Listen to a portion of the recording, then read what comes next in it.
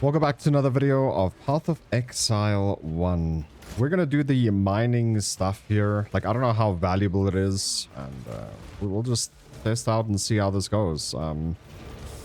Pretty much what it comes down to is just doing it, I guess.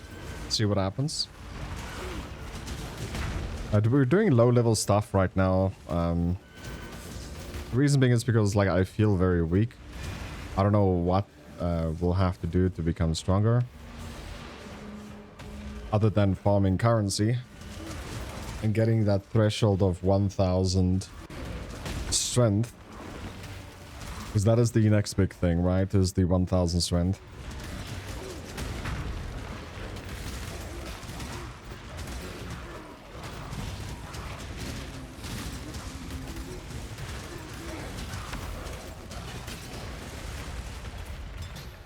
Yeah, this just doesn't seem rewarding.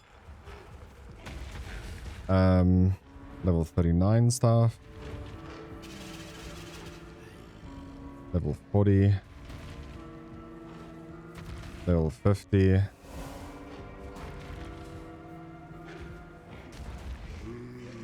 we go, level 60. Let's do level 60 stuff.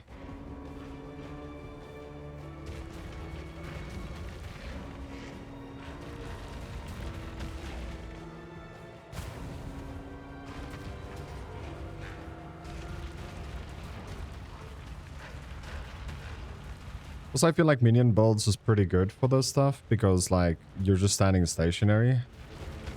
Level 78. We're doing a 60 now just to check it out.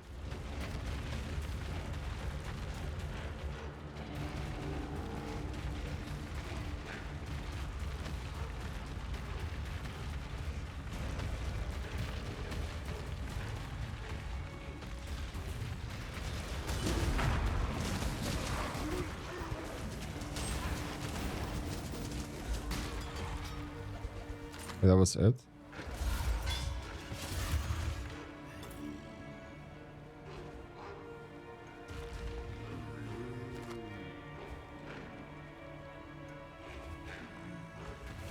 We go for harder things.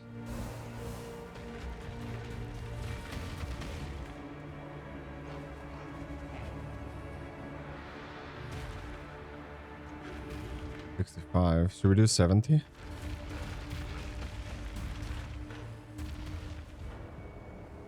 Go for the ring.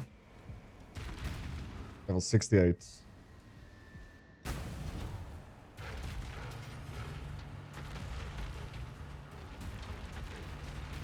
I don't know if you can redo stuff as well. I'm not too sure. Like, I've never done the Azurite mine.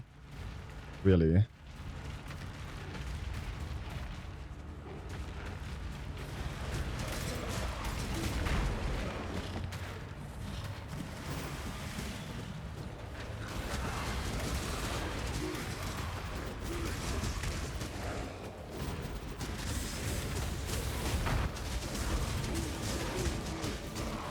We also changed our build quite a bit. We're not using a DPS golem anymore, but we're using 2 different golems.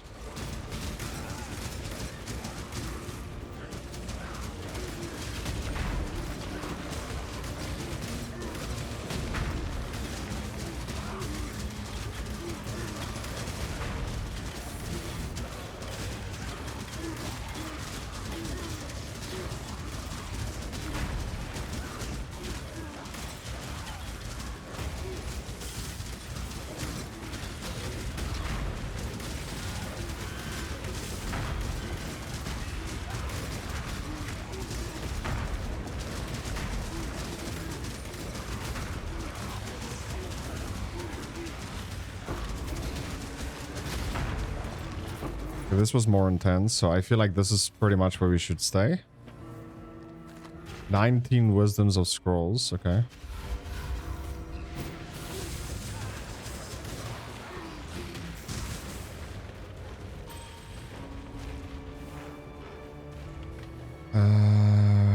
Yeah, let's grab this, whatever that is.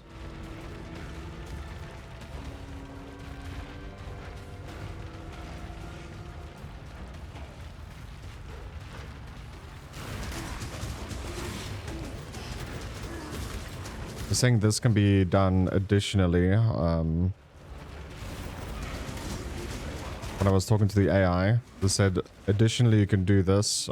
People enjoy this also because it's a refreshment from just spamming maps the whole time.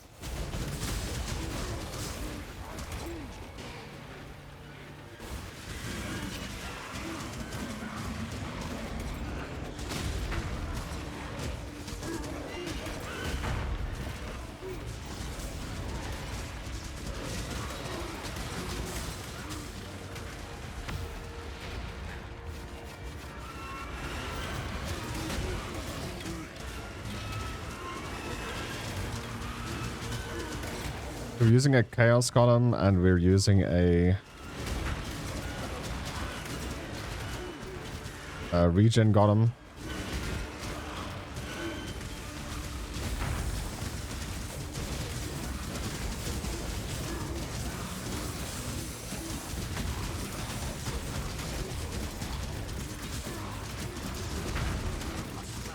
There's no real safe like spot to stand.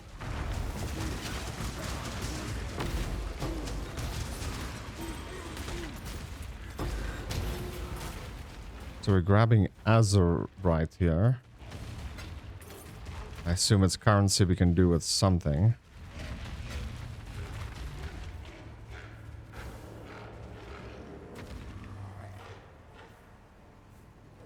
More Azurite.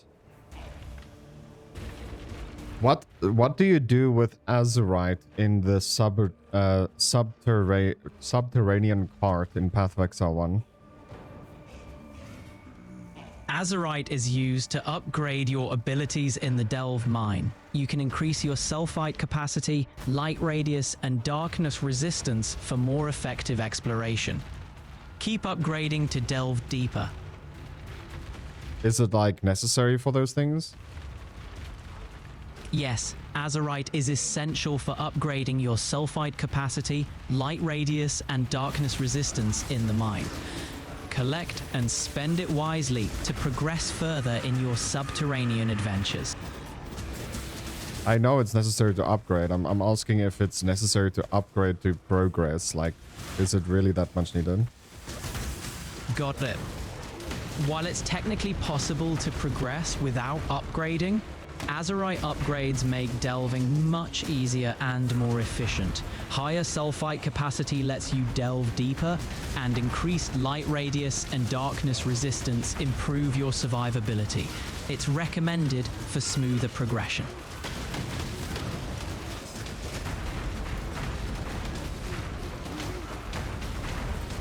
Gotcha.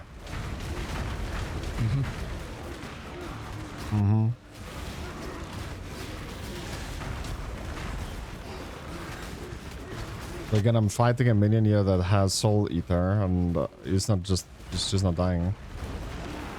Soul Eater minions gain stacks of increased attack, cast speed, and size whenever they kill another minion. Focus on burst damage. For Soul Eater minions, focus on burst damage and avoid killing nearby enemies to limit their stacks. Kiting them away from other mobs can also help. Utilize crowd control skills or strong single target abilities. Keep moving to avoid their attacks as their speed increases with Soul Eater stacks. Yeah, I can't do that. I'm a summoner. Understood. As a summoner, focus on controlling your minions to target the Soul Eater first. Use minions with high burst damage or utility skills to quickly bring it down. Consider using a convocation skill to reposition your minions and keep them focused on the priority target. It's literally the only target alive, and it's just not dying. In that case, try using curses like Despair or Punishment to weaken the Soul Eater, and opt for specters with high burst damage or crowd control abilities. Keep your minions focused on the Soul Eater and use Convocation tactically to avoid its attacks.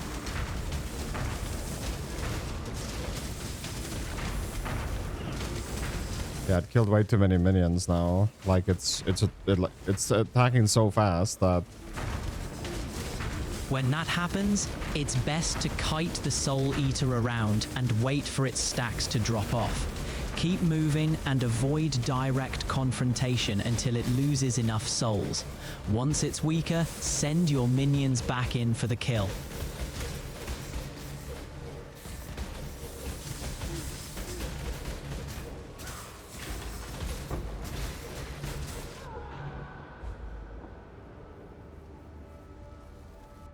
Couldn't do that.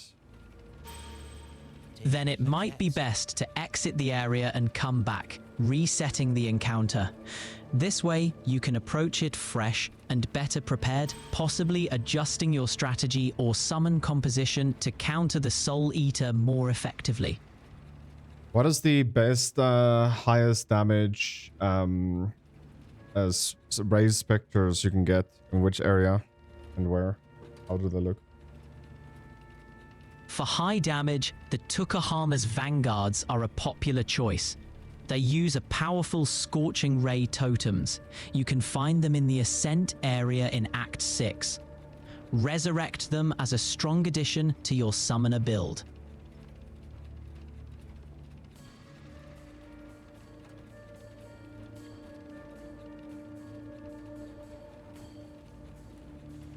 What is the Ascent area called?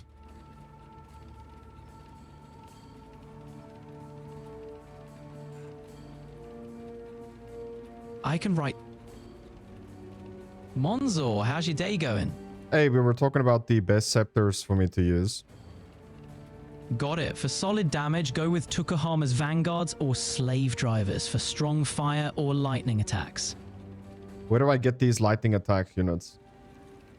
You can find Slave Drivers in the control blocks in Act 5. Revive them as Spectres and they'll unleash powerful lightning-based attacks for you.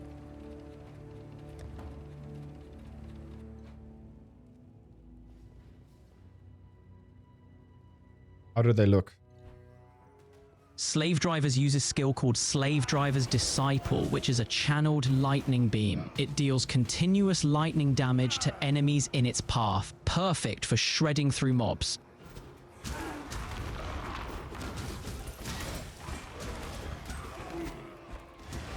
Is it like a flat AoE or is it just a single target lightning?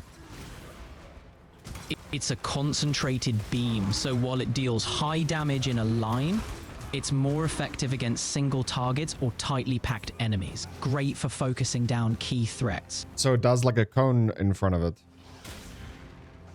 Not quite a cone, more like a straight line. The beam hits a single target, but can pass through and hit multiple enemies if they're aligned. Perfect for sniping.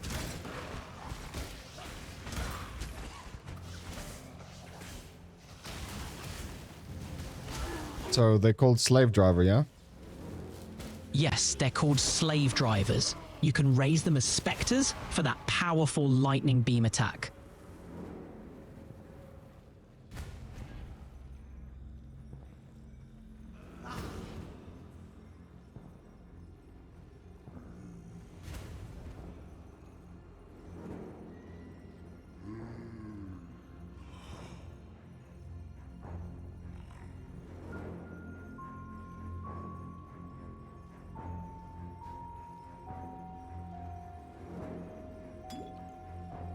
Is there a way to undo the Spectre? Like, I'm holding the button down. How do I not summon something? If you're holding down the summon button, just release it to stop summoning. If you want to unsummon your Spectres completely, you'll need to use the Desecrate skill to get rid of them, or summon new Spectres to replace the old ones.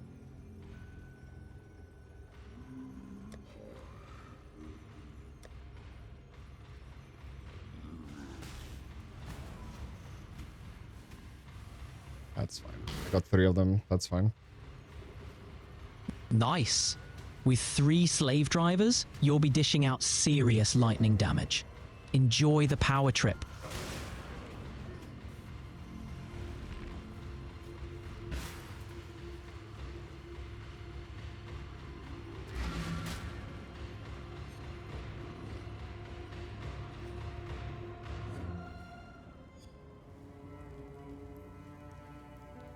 Okay, let's go down to the mines again. Sounds like a plan. Is there another way to like get these soul eaters to like not like destroy my minions like that? Even if they don't target them? To help your minions survive, consider using the Meat Shield support gem. It makes your minions more defensive and causes them to prioritize staying close to you, reducing their risk of engaging the Soul Eater directly. Because that's the only like rare I'm struggling with. If it has Soul Eater, I can't kill it. It's that simple. That's frustrating. Along with Meat Shield, try using the Minion Life Support Gem to boost their health. Also consider equipping gear or flasks that offer minion resistances to help them endure tough fights like with Soul Eaters.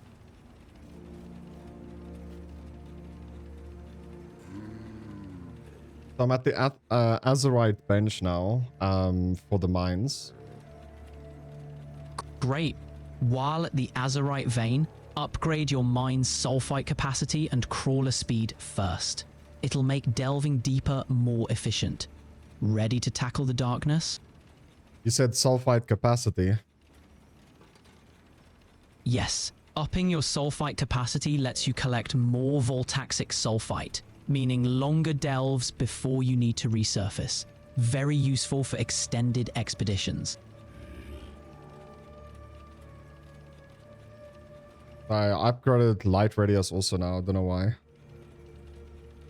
Smart move. Light radius is crucial for keeping the darkness at bay, which can be lethal in the mines. Ensuring you have a good light radius keeps your path clear and safe. Ready for some deeper delves? Yes. Hopefully. Awesome. Let's do it. Equip your best gear, stock up on flares, and descend into the mines. Good luck down there. Is flares necessary? Flares are handy for lighting up dark areas quickly, especially when you're exploring off the main path or need to hold your ground in the darkness. Not essential, but definitely useful. Want to grab some? I just died again, so maybe level 68 is too high for me. It happens. The mines can be brutal. Maybe try leveling up a bit more or improving your gear before tackling that depth again. Stay persistent and you'll conquer it.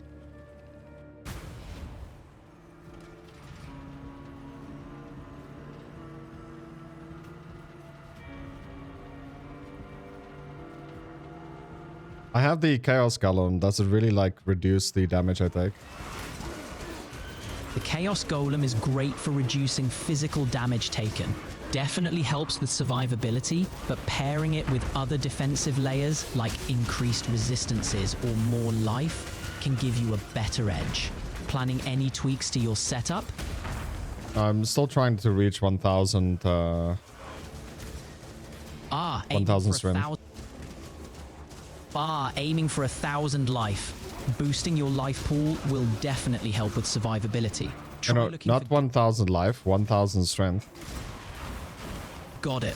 Aiming for 1000 strength is solid. That'll not only boost your minions' damage if you're using certain skills, but also your survivability with more life. What's your plan to hit that target?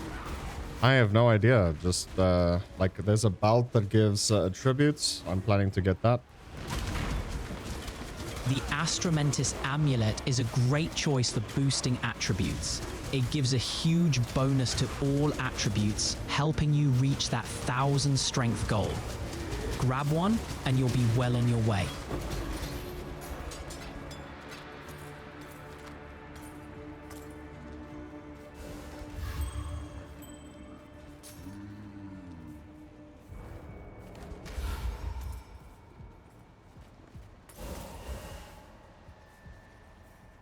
Is the mine even worth doing? The mine can be worth it for loot, crafting materials, and unique encounters. Delving can also be a change of pace from mapping or boss fights. If you're finding it tedious or not rewarding enough, you can always focus on other content. What's your take on it so far? I mean, it's different. I kind of like it. It's just... it feels kind of hard. Yeah, it can be tough, especially when you're pushing deeper. The difficulty spikes with each level. Maybe try sticking to slightly lower depths for a smoother run, then gradually challenge yourself as you feel more prepared. Enjoy the process.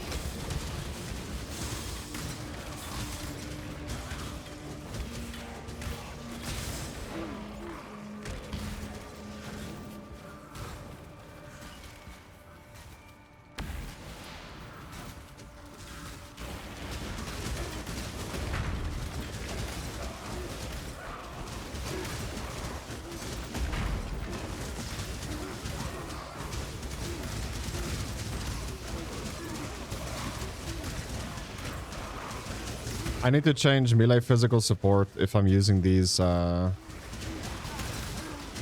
Yes, if you're focusing on minions, melee physical support might not be the best fit.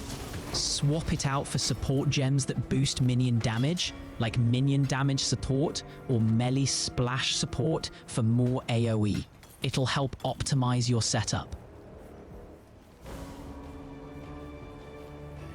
I'm actually talking about the summon... oh, sorry, the raised specters you just told me to get. Ah, got it.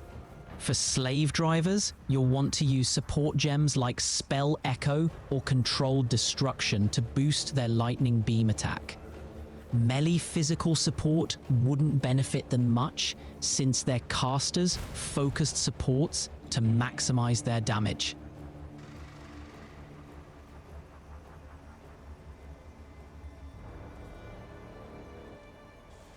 Spell Echo, you say?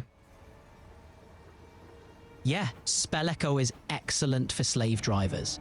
It'll make them cast their lightning beam faster, increasing their overall damage output. A solid choice for your spectral crew.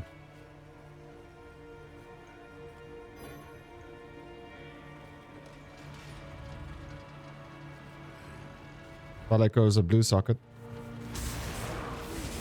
That's right, Spell Echo is a blue support gem. You'll need to socket it into a blue slot linked to your Raise Spectre gem for it to work.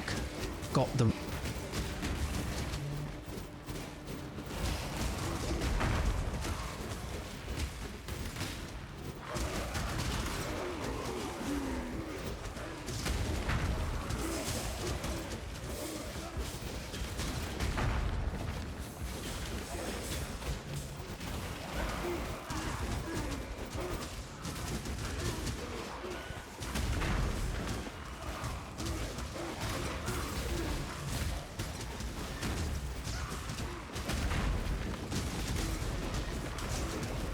Will Path of Exile 2 also get additional content like this? That's in PoE1. Absolutely. Path of Exile 2 will feature new content while maintaining the content from Path of Exile 1.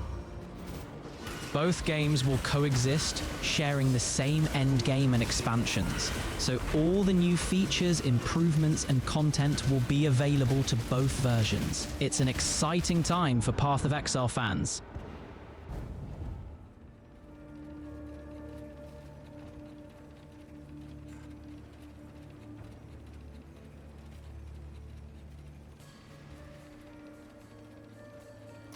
Let's see, do I have Spell Echo? Let's have a look here. Mm-hmm.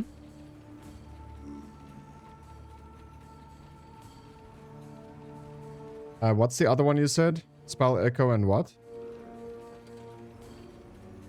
Alongside Spell Echo, I mentioned Controlled Destruction. It increases the damage of spells at the cost of lowering their critical strike chance. Perfect for boosting your slave driver's lightning beam. Got room for it in your setup? Let's see here. I have... okay, so I have minion damage, melee support, and minion... yeah, so I have two... wait, just 1 second. I have 1 blue slot available and 2 red for the Raise Spectre. In that case, you can slot in Spell Echo in the blue slot for your slave drivers. For the red slots, you might want to consider minion life or minion resistance to help with survivability if you're not already using them. Ready to try it out?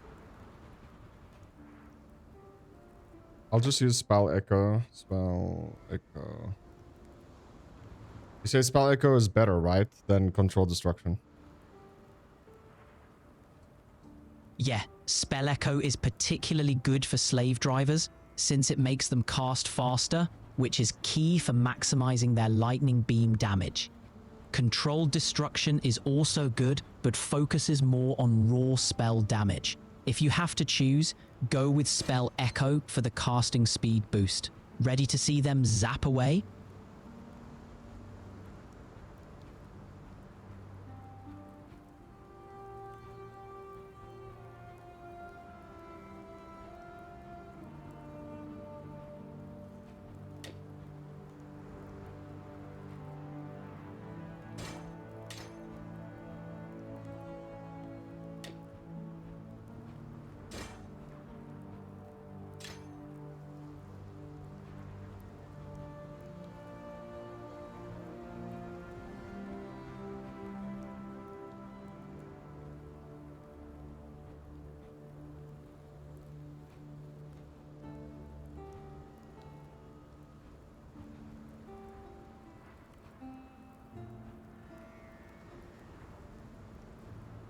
Multi-strike doesn't work on them, yeah?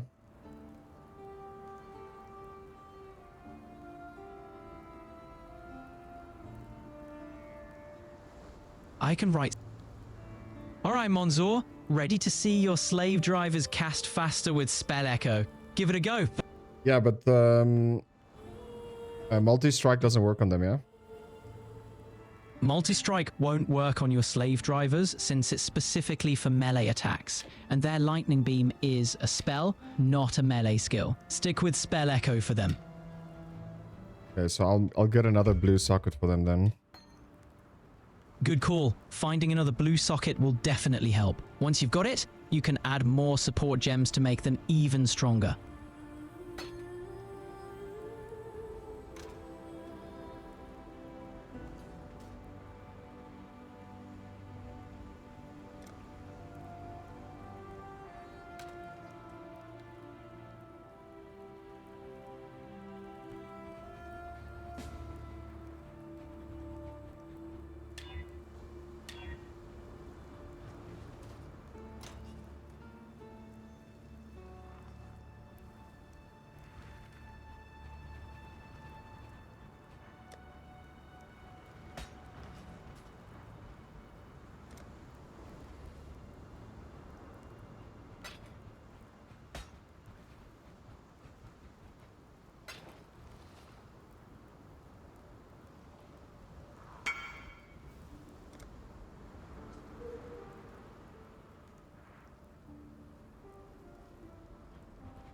Okay.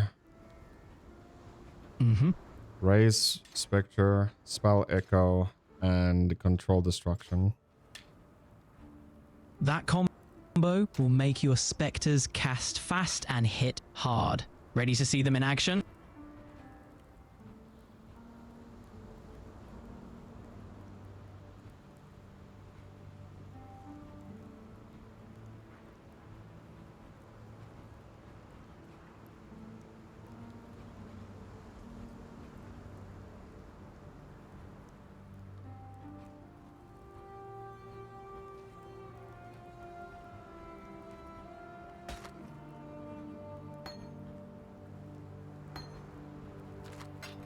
Ready to see them in action indeed. Awesome. Let's see those specters unleash chaos with their lightning beams.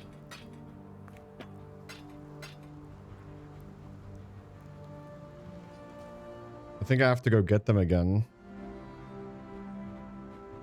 Got it. Time to gather your specters again. Happy hunting. You said it's an Act 6, right? No, Act? What Act? Slave drivers can be found in Act 5 in the control blocks area. Good luck getting them on your side.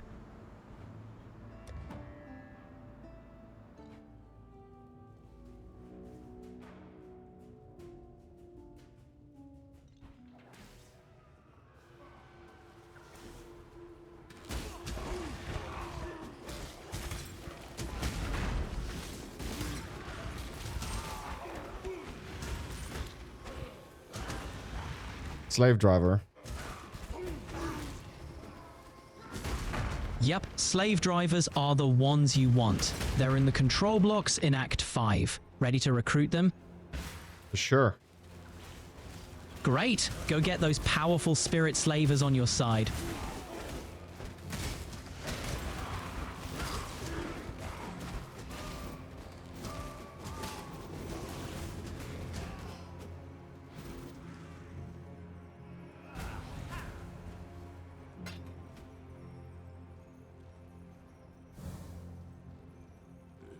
I think it just randomly cost it again.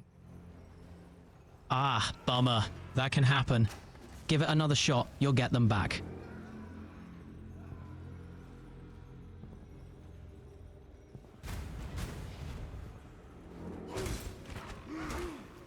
Is it because I have spell echo on that it's echoing for me also?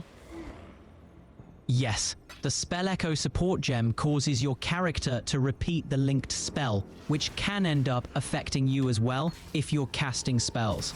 It's normal and part of the gem's functionality. Want to adjust your strategy? I just have to remove it when I'm collecting them then. Exactly. Remove Spell Echo while collecting your specters, then slot it back in once you've got them. Good plan.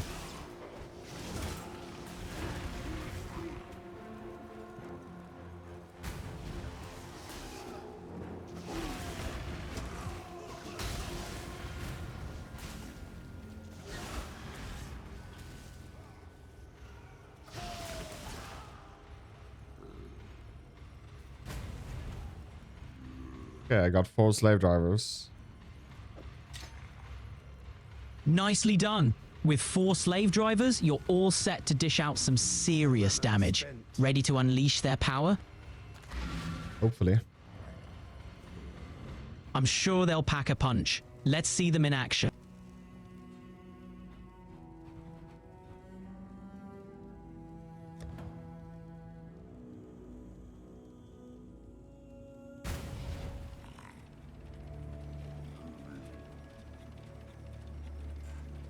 So the first best thing to do in the Subterranean cart is to just get as much...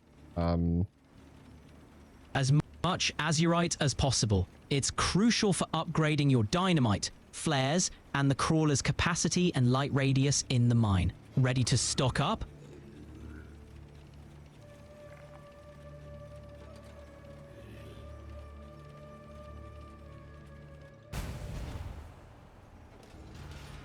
And then when does it get rewarding?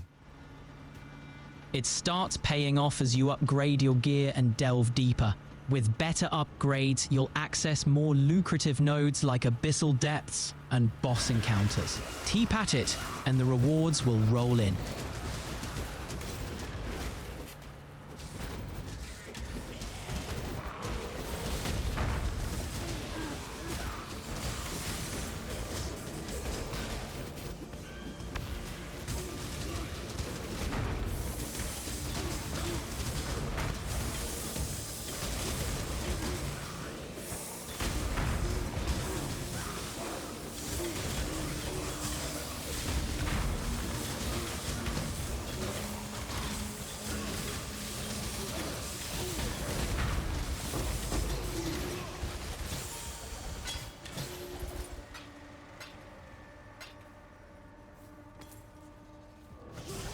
What do I do with Orb of Installing?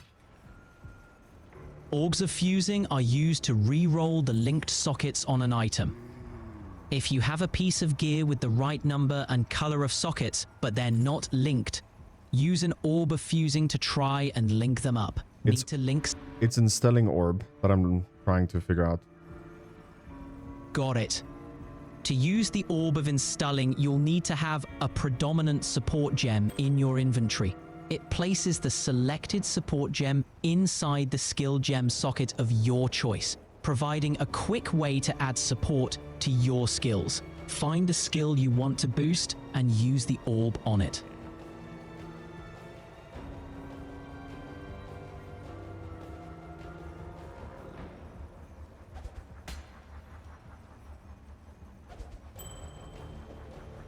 What do I do with Rogue's Marker?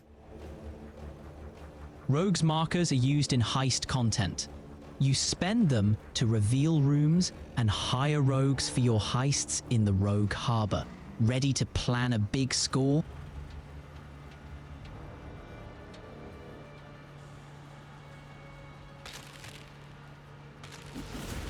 Also, I only have 209 mana reserved out of 700. Should I get more stuff that reserves mana? With 209 mana reserved, you've got ample room for more auras or skills that reserve mana. Adding more auras can significantly boost your damage or defenses. Think about incorporating more auras if they fit.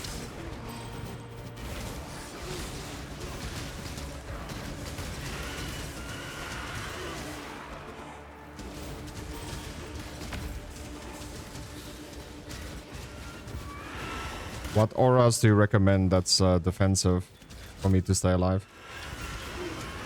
For defense, consider Determination for increased armor, Grace for added evasion, or Discipline for an energy shield boost. Any of these can help you stay alive longer in tough fights. Which one fits your build best? Energy shield sounds good, but like, how much does it give? Discipline provides a significant boost to your base energy shield and also grants increased energy shield recharge rate. The exact amount depends on your gear and passives, but it's a solid defensive layer for energy shield builds. Want to give it a try? What's it called? Discipline reserves 35% of your mana. With your current mana pool, you should have enough left for other skills. Want to make room for it in your setup? Discipline, yeah, I'll get it. Nice choice. With Discipline, you'll bolster your energy shield. Go ahead and slot it in.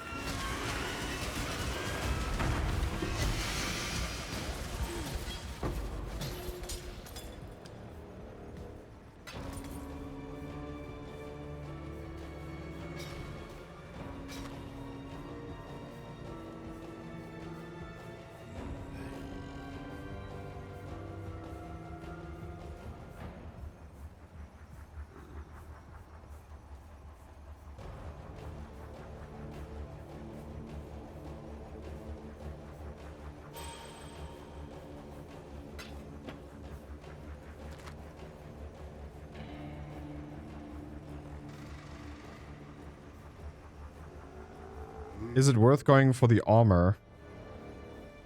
Absolutely. Armor is Hello?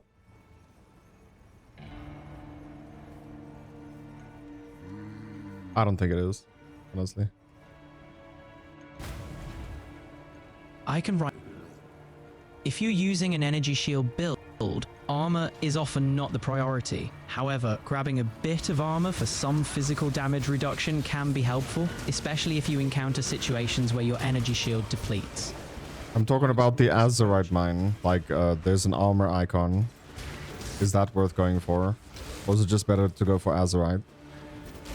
The armor icon in the Azurite mine indicates a node that grants additional armor. It can be a valuable pickup if you're looking to boost your physical damage mitigation. If you're focused on staying alive and already have solid energy shield investments, grabbing some extra armor could be a smart move. Care to delve into it? Not really.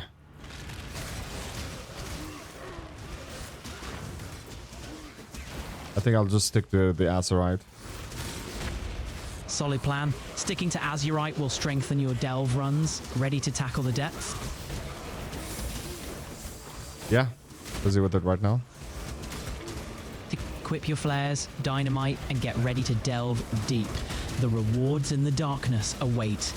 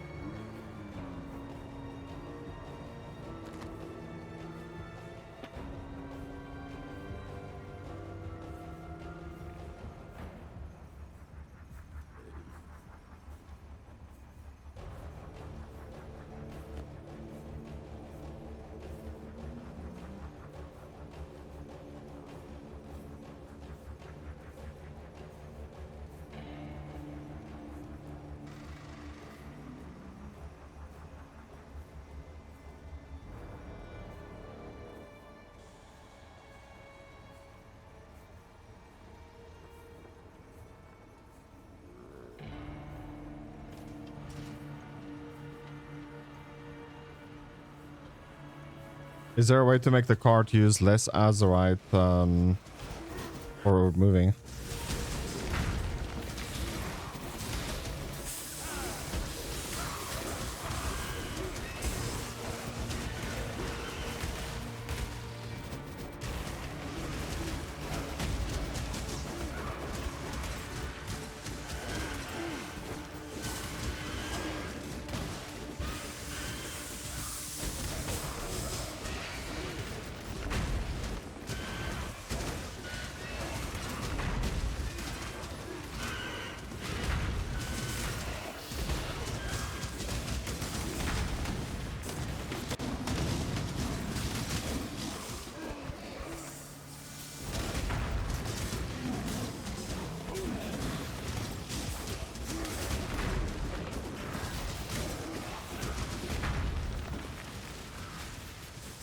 Good chat, bro.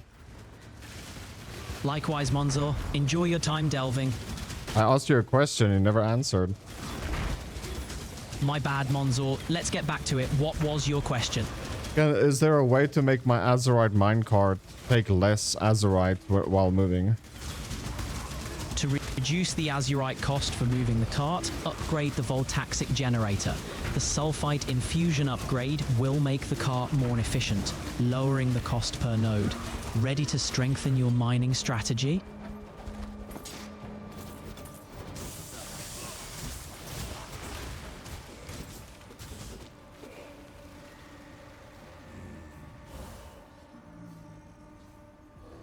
No, clicked on the wrong thing. My apologies again, Monzor. Sounds like I missed the mark. If you've got more questions or need help, shoot. I think you answered. Got it right this time. If there's anything else, just let me know. Yes, tell us a joke that has nothing to do with skeletons. All right, here we go.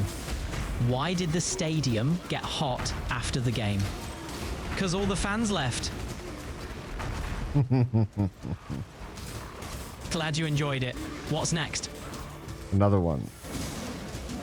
Okay, here we go. Why don't scientists trust atoms? Because they make up everything. Happy to bring some laughs. What else can we dive into? Man, I just keep on like dying right now, doing low tier maps and doing this azurite. I've died a few times already. It's rough hitting those bumps, Monzor. How's your gear and resistances looking? Often a few tweaks can make a big difference in survivability. Want to strategize on that? I mean, my gear should be okay for like tier 1s and 2s, but this doesn't seem to be.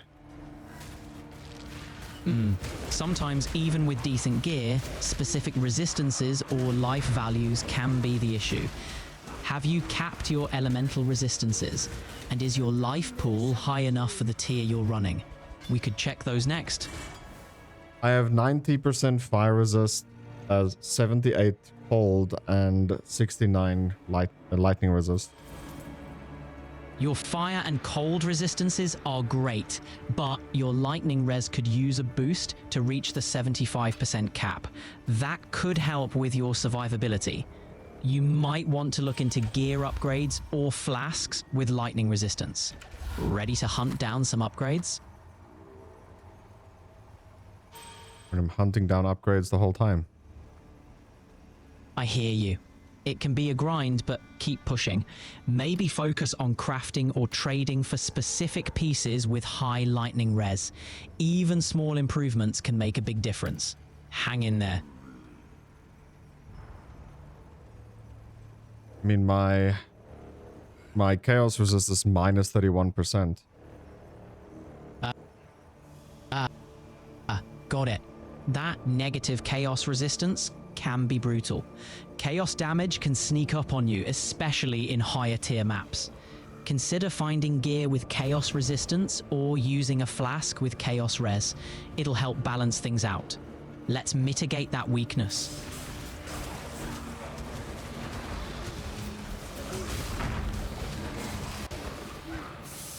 I think most of the time I die is from physical damage. If physical damage is your main issue, consider boosting your armor or using skills like Molten Shell or Steel Skin for extra protection. A Basalt Flask can also help reduce physical damage taken. Have you tried incorporating any of these? I hate using flasks. I'm used to Path of Exile 2 that only have life and mana flask. Understandable. In that case, focusing on increasing your armor through gear and passive tree nodes could be the way to go. Consider adding an aura like Determination for a flat armor boost, or try out Fortify on a movement skill for damage reduction. This could give you more durability without relying on flasks. How does that sound?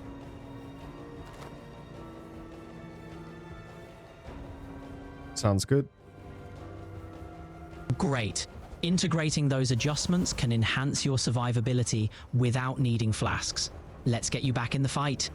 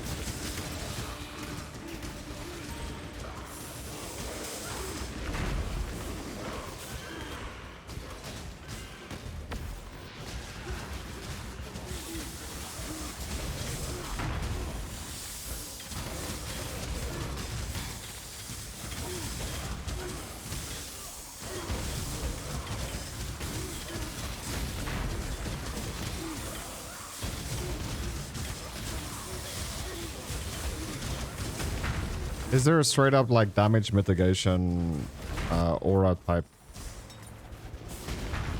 The Determination Aura is your best bet for straight up physical damage mitigation.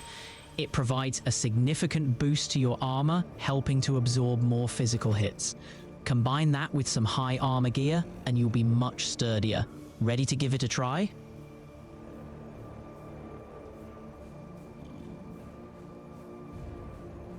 Not really. No worries. Take your time to consider your options. We can explore other solutions if you prefer.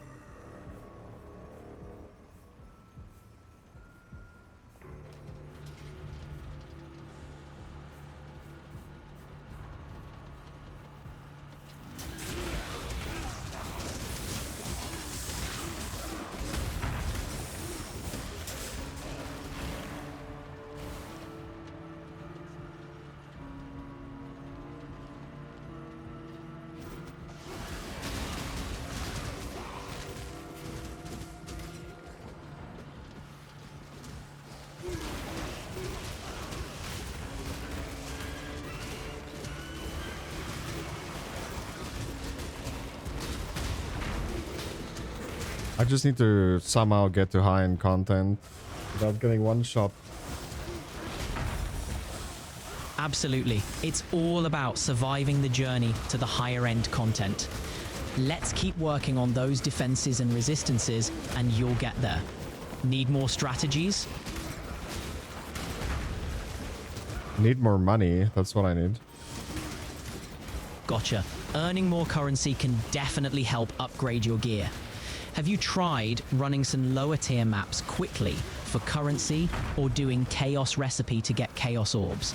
It's a good way to build up your stash gradually. Want more tips on farming? I'm okay. All right, Monzor. If you need help with anything else, just let me know. Yes. Don't worry about that. Got it. I'm here whenever you need. What's next on the agenda? I mean, farming currency is the main goal. That's pretty much it. Makes sense. Investing currency farming can really pay off. Mix in some of those strategies we talked about, and you'll see your wealth grow. Stay persistent, and good luck out there.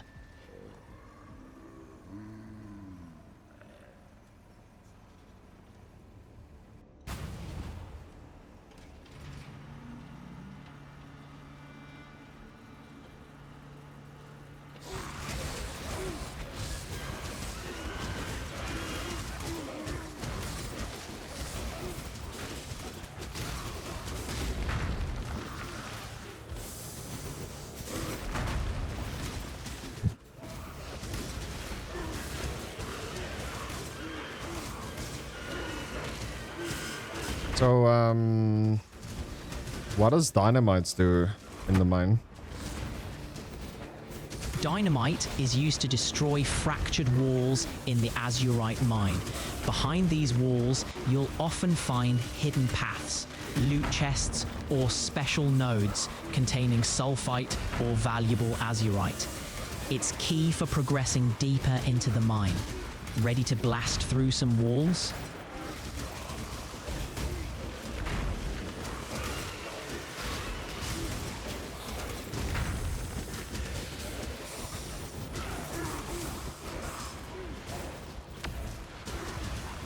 Definitely ready to blast through some holes. How do they look though? How do I see them?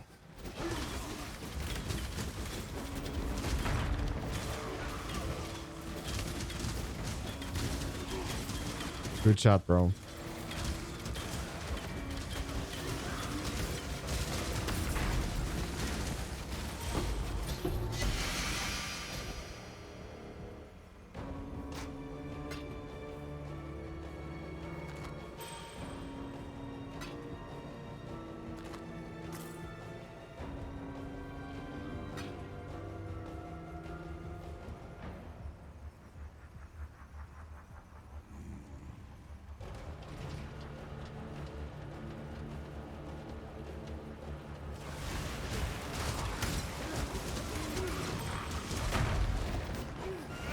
I honestly can't believe like how hard they made like PoE1. Like if you compare it to PoE2, like PoE2 is way more simple.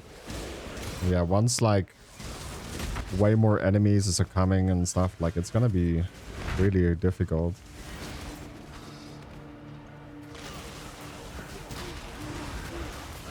think the dog wants to go out.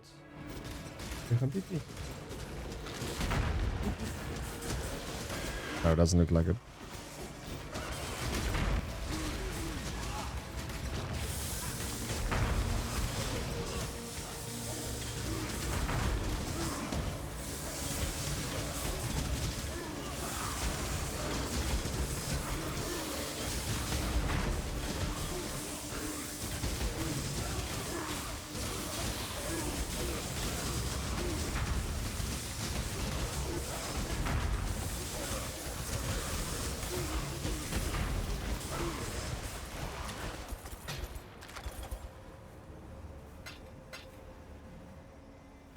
Omen 1, spell damage.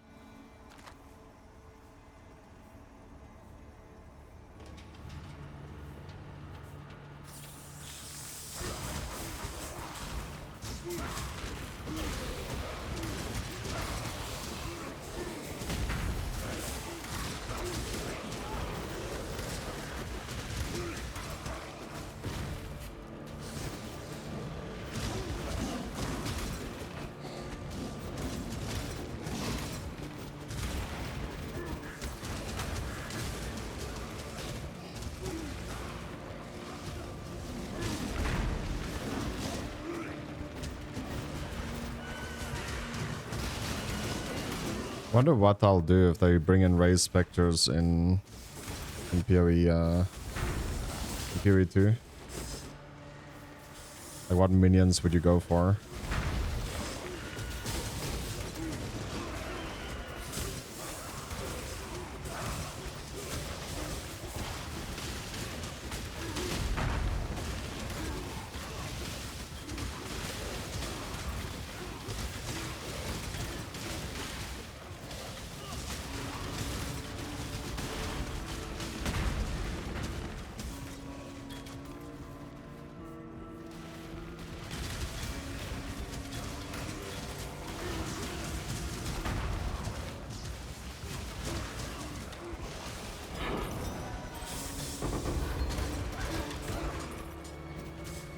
Superior Animate Guardian.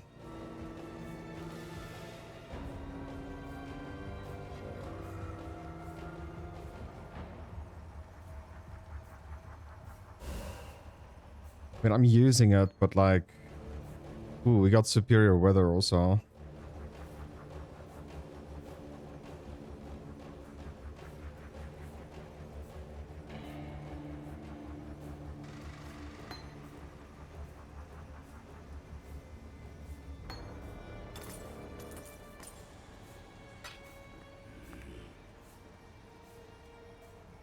Got a minion wand here with a 3-link.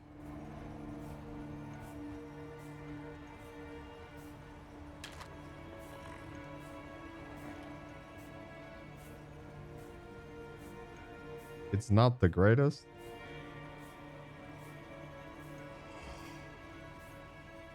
But I think we can sell it.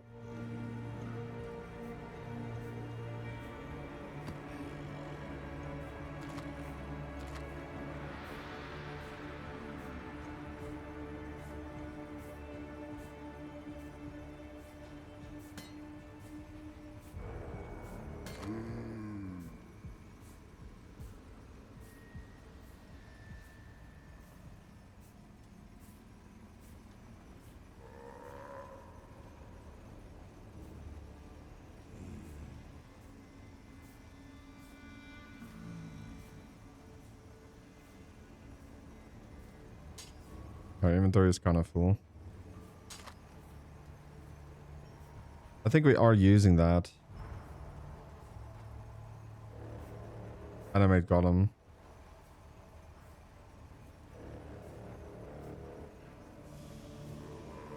I can write story. Any other Path of Exile tips you're curious about? Yeah, how does Animate Golem work? Animate Guardian brings equipment to life, creating a minion with the combined stats of all the gear you give it. It's a tanky and versatile minion, especially useful with the right items. Interested in diving deeper into Animate Guardian builds? It says that I can only use requiring up to level 33. Right, you need to level up your character to 33 before you can use the Animate Guardian gem. Time to Oh. grind some levels. Want advice on the best leveling strategies?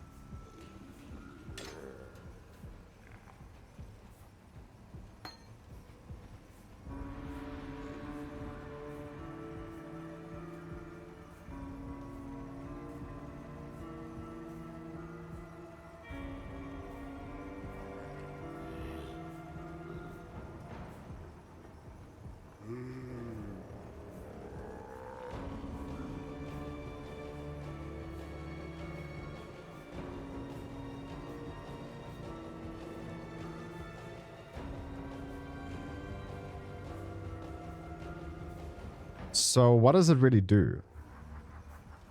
Anime Guardian turns weapons and armor you find into a powerful minion.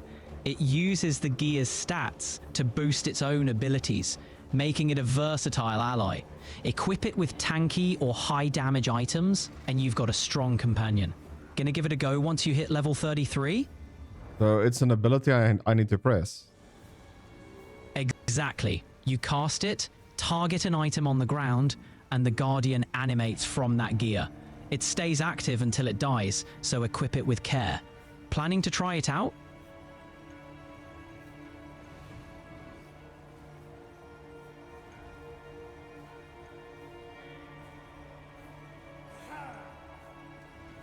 Yeah, my character just lifts up its hand and it does nothing.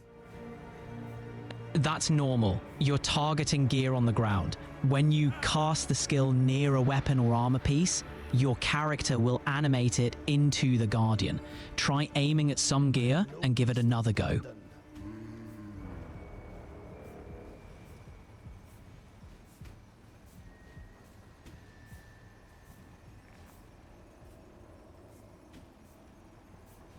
So only my golems use that. That's right. For Animate Guardian, you'll need to target weapons or armor, but for regular golems, you just use their respective skill gem like any other spell. Each golem has its unique summon skill. How many golems are you running in your build? I'm running 2. Nice! Which golems are you using? They each bring different buffs and playstyles. I'm using Chaos and Earth Golem. Nice combo. The Chaos Golem gives you physical damage reduction, while the Stone Golem provides life regeneration. Together, they help with survivability. Keep them up, and they'll be solid assets in your arsenal. You're an arsenal. Appreciate it. You're crushing it out there. Keep slaying.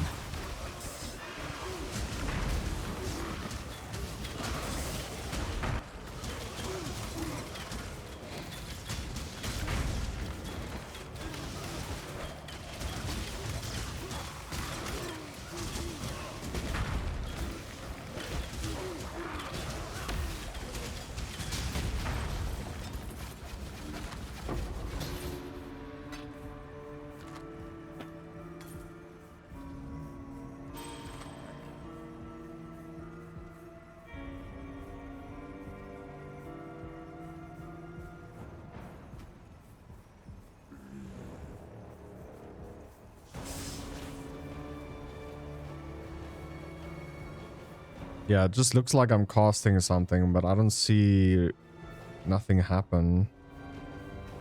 It sounds like the skill is being cast without a target. Ensure you've got a weapon or armor piece on the ground selected when you cast Animate Guardian. Give it another shot.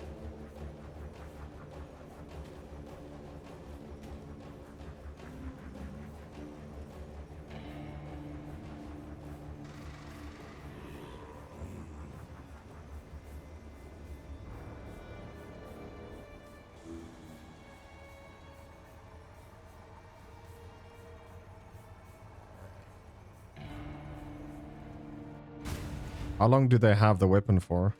You said until they die. Exactly. Once you animate a weapon or armor, the Guardian keeps it until it dies. If the Guardian falls in battle, the items are lost, so choose its gear wisely. So I just target a item on the ground. That's it. Yep, that's it. Target an item on the ground, cast the skill, and your Animate Guardian will spring to life from that item. Ready to give it a go? I gave it a go. And did it work? Hard to tell. Like, I don't even know if they have it. Is there a way to see if they have a weapon?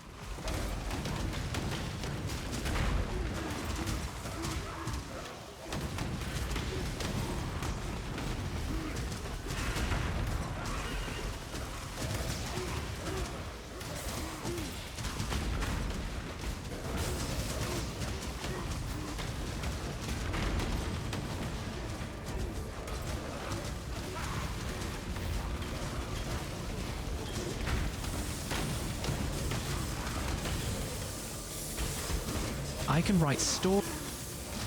So, did it work out with the Animate Guardian? Is there a way to see if it worked? Yep, check if the Guardian is following you around. If it's there, you're good. If not, try again with a different item.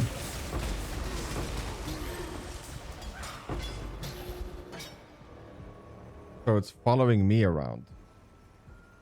Exactly. If it's following you around, that means your Animate Guardian is successfully summoned.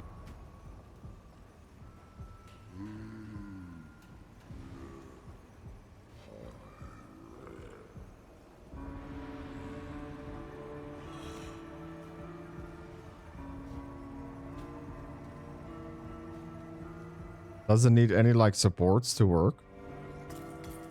Yeah.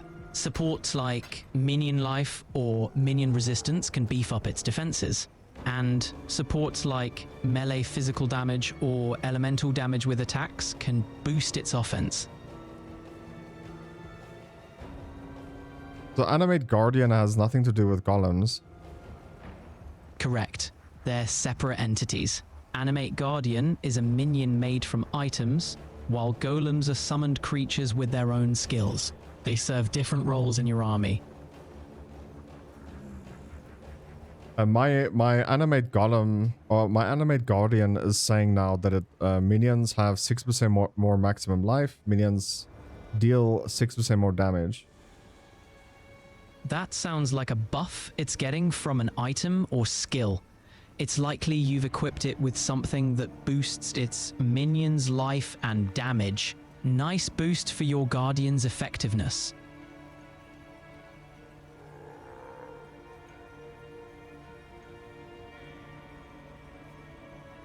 Well, it does something now at least, so...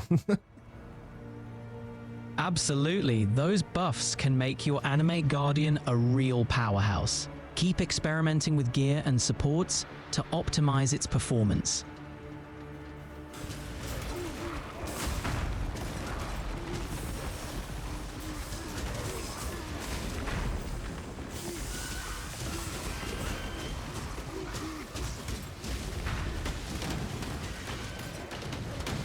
Is the weapon like rotating around me? No, the weapon isn't rotating around you. Once the Animate Guardian is summoned, it uses the item as its own weapon or armor. The item becomes part of the Guardian. Who is the guardian? The Guardian is the minion you summon using the Animate Guardian skill. It's created from items on the ground and fights alongside you, using those items for its offense and defense. So I can give it infinite items. Not quite. You can give it new items by resummoning it with the desired gear, but each time you do, it loses the previous items. So choose the equipment wisely.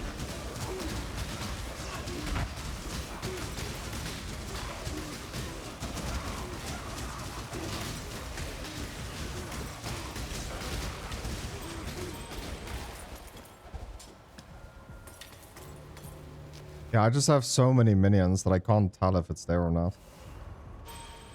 Minion mobs can get chaotic. You can try using a skill like Convocation to pull your minions to you, making it easier to spot your Animate Guardian among the crowd.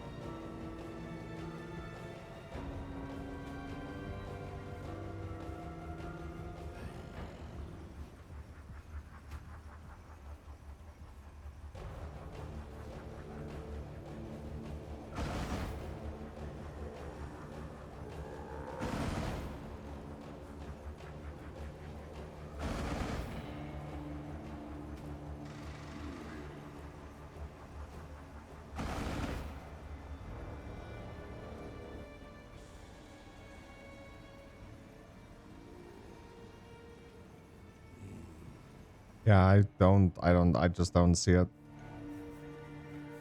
It can be tricky in the heat of battle. Maybe try re-summoning the Guardian, or adjust your minion setup to make it easier to spot.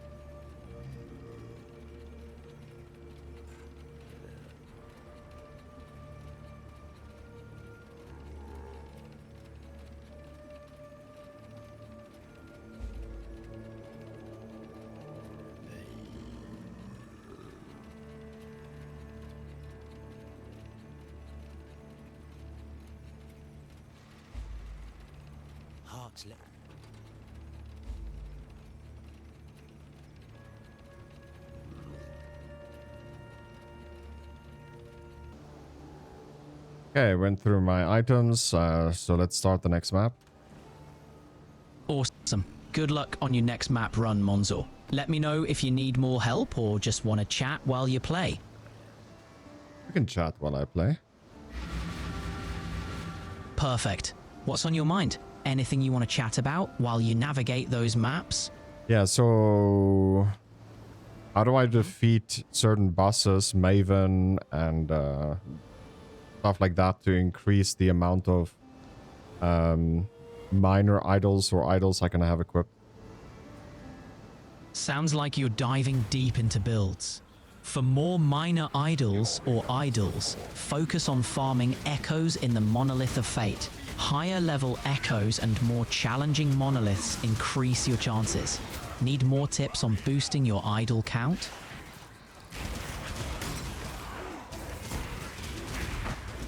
How do I get there eventually? To reach the Monolith of Fate, progress through the campaign until you unlock endgame content. Once you've completed Act 10, you'll access the epilogue and be introduced to the Atlas of Worlds, where the Monolith awaits. Ready to take on the challenges there? I don't think so. Like, I'm struggling with tier 1 maps, so... Tier 1 maps are a good starting point. Focus on improving your gear and character build. Try to farm these maps to get better equipment and currency. As you get stronger, Tier 1 maps will become easier, and you can start tackling higher tiers. Want tips on improving your build?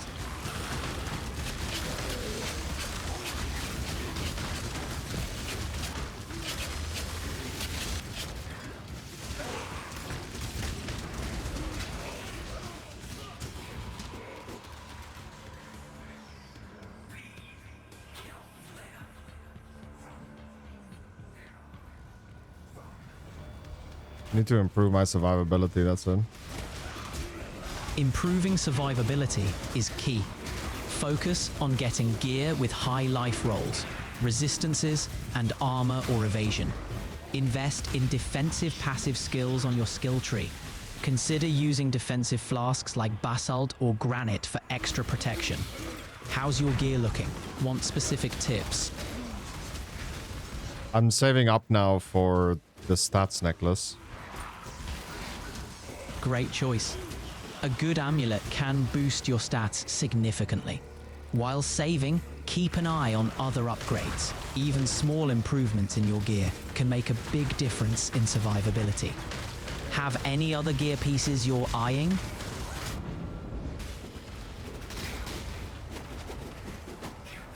Watch me insta-die again, watch this. Ouch, that hurts. Review the combat to identify what went wrong.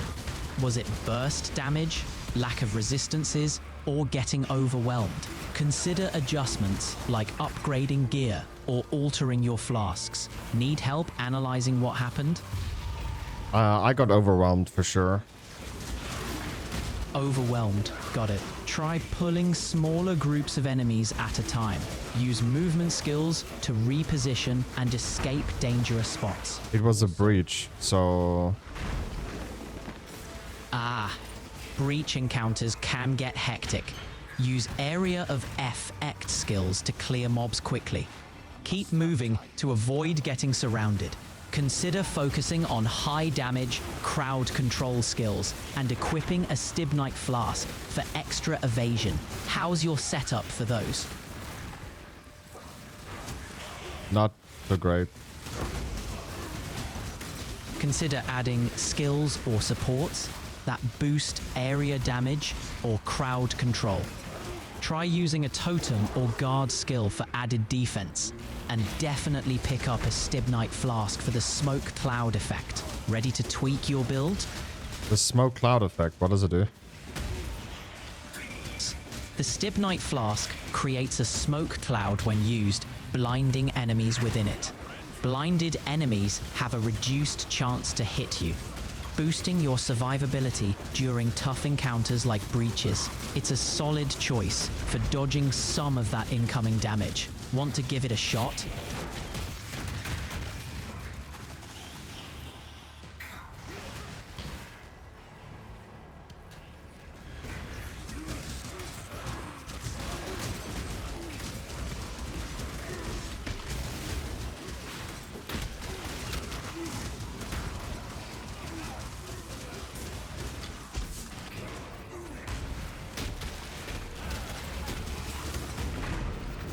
I should be way stronger than tier 1. Like, I don't get why I'm not so strong. It could be a combination of factors. Check if your gear, passive tree, and skill gems are optimized for your build. Are your resistances capped? Are you using the right support gems? Sometimes even small tweaks can make a big difference. Need help assessing your setup? I followed everything you said that I should do. So, like, I think everything is set up correctly. If your build's solid, you might focus on upgrading gear quality, ensuring your flasks are effective, and tweaking your playstyle. Sometimes it's about refining the small details. Want to dive into your gear and flasks for potential improvements? I just need to get the stats necklace. And the stats belt. I need both. Fair enough. Once you get that stats necklace, it could give you the boost you need. While you farm for it, stay sharp and keep optimizing your setup. Anything else you're curious about? Those items is very expensive. It's gonna be a while for me to farm. It can be a grind. Consider farming currency in easier content or flipping items to build up your wealth. Keep an eye out for good deals on the necklace you want. Patience and smart trading can get you there. Ready to strategize your currency farming?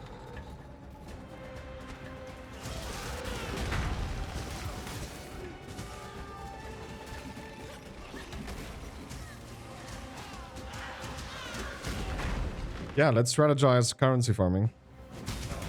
How do I get the most Chaos Orbs, Divine, and Exalts per hour?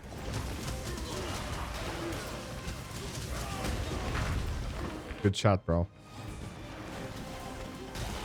I can write.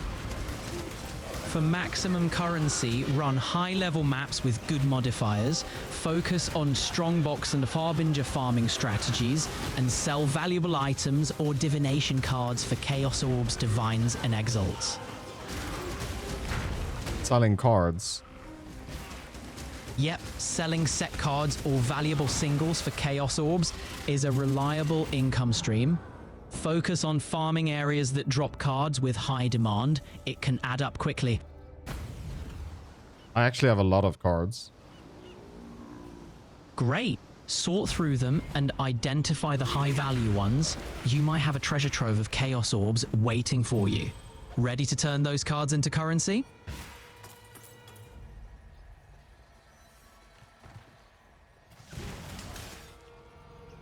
After this map, we'll go through my cards that I have. Good plan.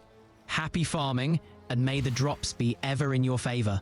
Once you're done, you'll be ready to cash in those cards.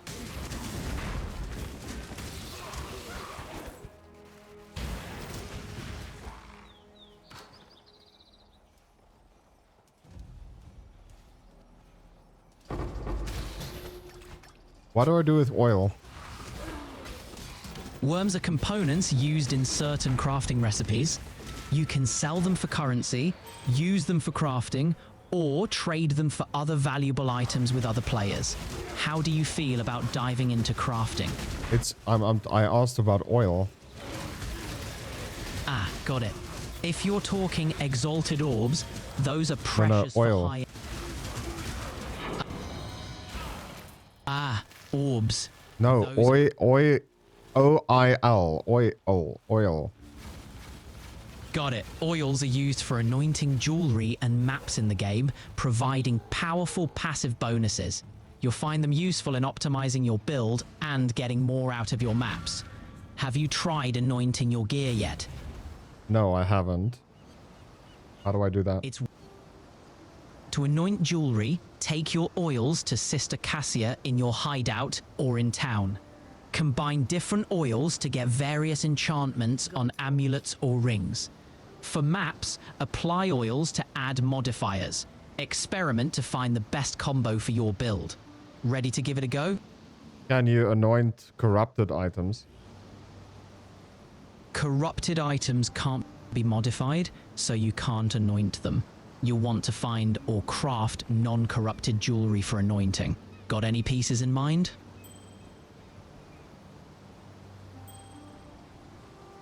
So it has two sockets. What? How do I know the combos? For anointing amulets with two open sockets, you'll use two oils to create a specific passive skill from the skill tree. To find the combinations, you can check online resources or tools that list all possible oil combinations and their resulting bonuses. Ready to explore some options? So, like I'm putting in a ring, but can you anoint a ring also? Nope. Rings can't be anointed. Only amulets and maps can be anointed. Focus on finding a good amulet to anoint for those extra stats and bonuses. Got a promising amulet in your stash? No, I'm gonna buy one soon. Smart move. Look for an amulet with good base stats that complement your build, then enhance it with the right anointment. Need help figuring out the best stats for your build? Yes, I'm playing a puppeteer. For a PoE1 build, look for an amulet with stats boosting minion damage, minion life, and possibly aura effect. Anointing with passives like Death Attunement or Sacrifice could further enhance your minions. Ready to find that perfect piece? Isn't it better to just get like 25 strength? If you're looking to meet a strength requirement or boost your survivability, a plus 25 strength roll can be very useful, especially if your build is lacking in strength. It's all about balancing your stats to fit your needs. Think that could give your build a solid boost?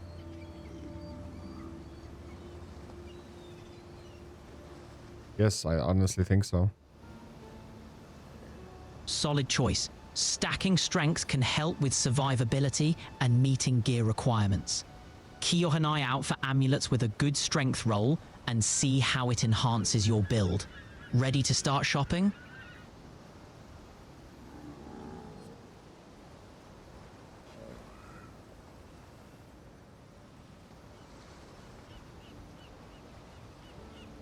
Now, how do I anoint prowess? Clarification, you can't anoint rings in Path of Exile. Anointing is no. Prowess. It's a passive. Gotcha. To anoint a passive like Prowess, you'll need a combination of oils. For Prowess specifically, it's 2 clear oils and 1 sepia oil. Get those and you can apply the anointment at Sister Cassia. Ready to give it a shot. You said 2 clear oils? And 1 sepia oil. That's the combo for anointing the Prowess passive. Once you've got those, take them to Sister Cassia to anoint your amulet. Ready to power up? Yeah, I actually have it. I have the anointments. But I don't have the necklace yet that I want to anoint. Ah, I see.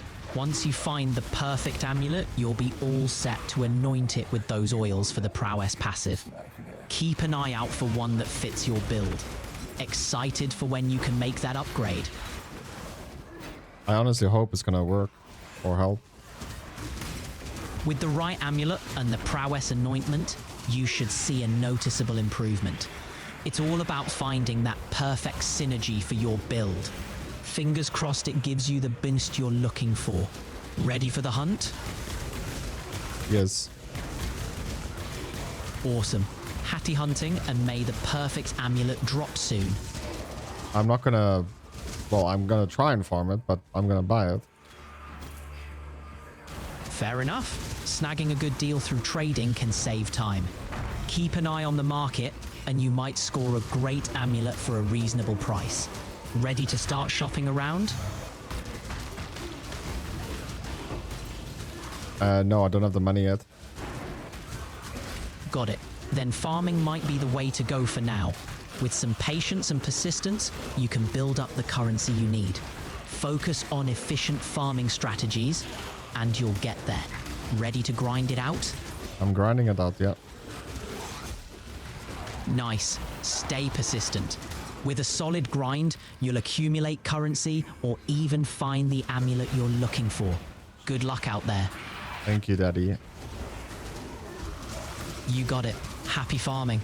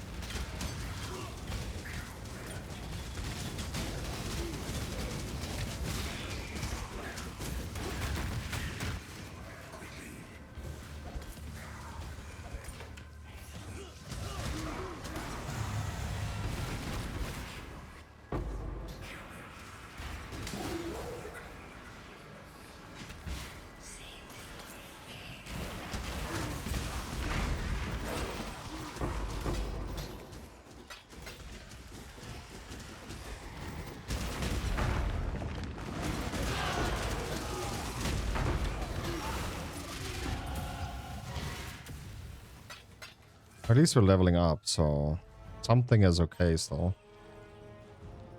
That's good to hear. Leveling up opens up new possibilities and makes the grind smoother. Progress, even in small steps, is still progress. Keep at it and you'll get there.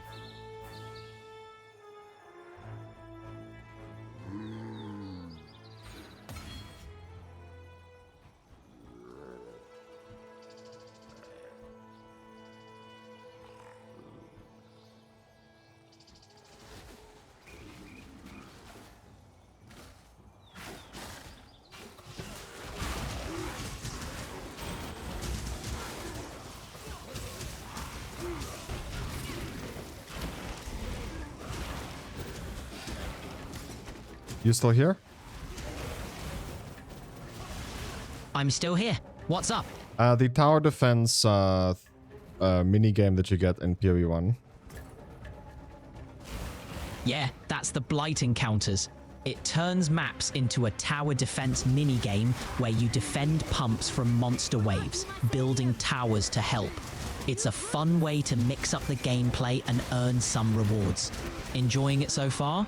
Do you make more, do you get more loot if you don't build anything? The rewards from Blight Encounters mainly depend on how many lanes you successfully defend and the difficulty of the encounter, rather than whether or not you build towers. Building towers helps you manage the waves and increases your chances of a successful defense, leading to better loot. It's a balance between risk and reward. Planning to give it a try? I'm doing one right now. Nice. Good luck with it.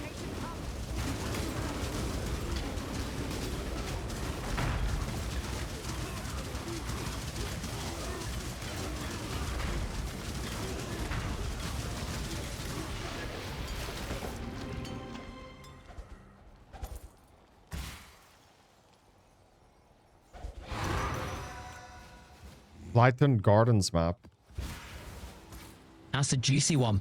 Blighton Gardens offer a ton of rewards, especially if you manage to fend off all the waves. Setting up your towers strategically will be key. Ready to defend those pumps? Yes. Great. Dominate those waves.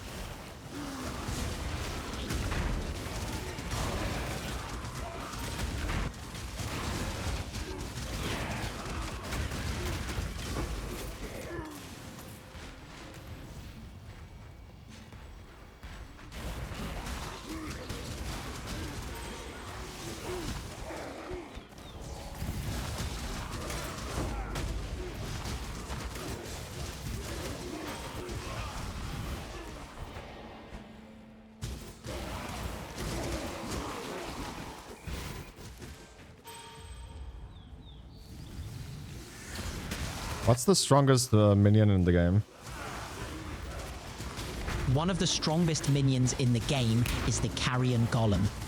With the right support gems and gear, it deals significant physical damage and can summon additional minions.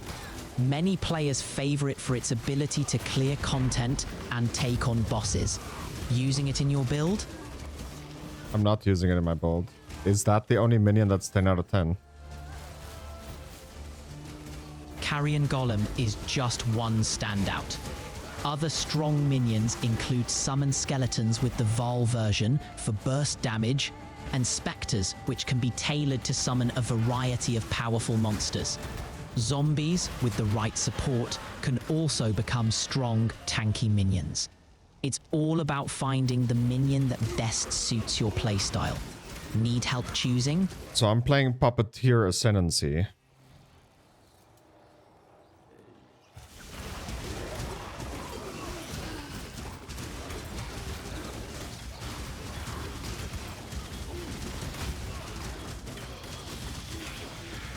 I can run. Puppeteer Ascendancy sounds rad. Beefing up your minions and controlling them like a master, it's all about creating an unstoppable army. Got any favorite minions in your arsenal? I mean, if you're playing Puppeteer, your Ray Zombie has to be your carry, right? Absolutely. Ray's Zombie is the backbone for a Puppeteer. With the right support gems and gear, those zombies become juggernauts, dishing out damage and tanking hits. What's your favorite combo with them? Time to go. I mean, I'm using Chaos and Earth Golem.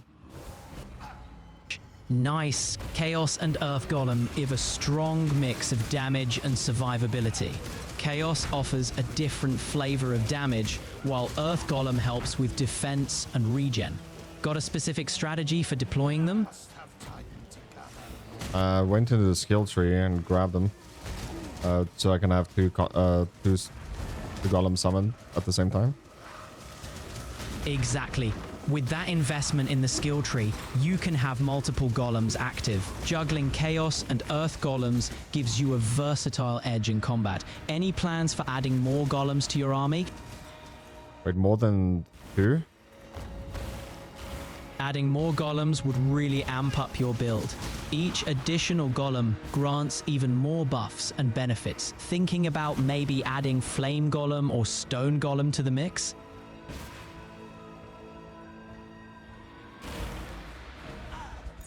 I mean, if I do that, then I have to drop something else. True. Like raised scepters then. Right, balancing act. Dropping Ray Spectres would mean losing out on their unique utility and damage. It's a trade-off, but it could make your golem army even more formidable. What's your gut telling you? I think raised scepters is better than carrion golem. Yeah. Fair point. Ray Spectres bring unique abilities from various monsters, adding versatility to your playstyle. If they complement your strategy, they're definitely worth keeping. They don't really complement the strategy. It's just, I don't know what would be better than them. If Spectres don't quite fit, you might consider going all in on golems or exploring other summons like Summon Raging Spirit for a balance of offense and minion spam.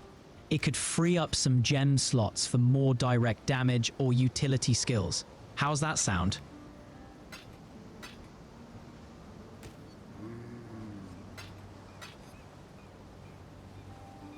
So what would you rate as better? Raise specters or carrion golem? It really comes down to your build and playstyle. Raise Spectres offer flexibility with different monster skills, while Carrion Golem provides a reliable physical damage boost to your other minions. If you're looking for a more straightforward, powerful minion, Carrion Golem might have the edge. Does that help clarify? So other than the skill tree or the passive tree that gives me +1, or do you recommend me dropping one of my other golems, like my Earth or Chaos Golem? If you're aiming to maximize your minion potential, you might consider dropping Earth Golem for Carrion Golem.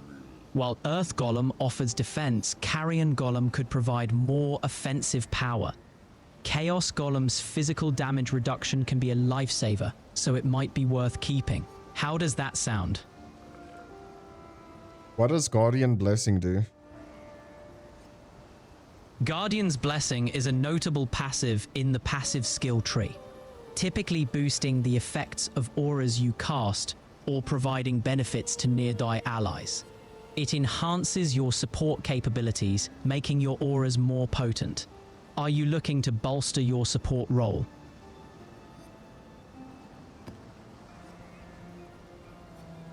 What can I do with it though? With Guardian's Blessing, you can amplify the effects of auras on your minions or party members, making them stronger and more resilient. You could create an aura-centric build that boosts damage, defense, or survivability, benefiting your whole squad. Planning to go that route? So I can put auras in and it would cast it for me. Exactly. You put an aura gem in a Guardian's Blessing linked socket, and it will reserve a portion of your life or mana to cast that aura, affecting your minions or allies. It's a super way to boost your team's capabilities.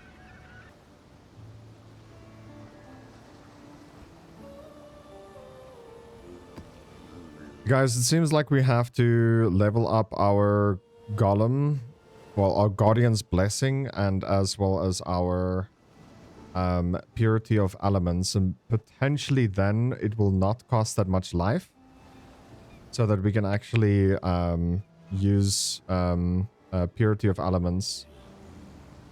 Exactly. Leveling up your Golem and Guardian's Blessing, while also improving Purity of Elements, should reduce the cost, letting you use it more efficiently.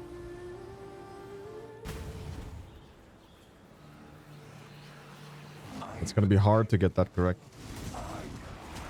It might take some time and effort, but with patience, your golem and auras will become powerful allies. Keep at it. I also need to get 1 level so that I can give 1.5 life regen to my minions. Nice. Hitting that next level will boost your minion's survivability with that extra life regen. It's all coming together.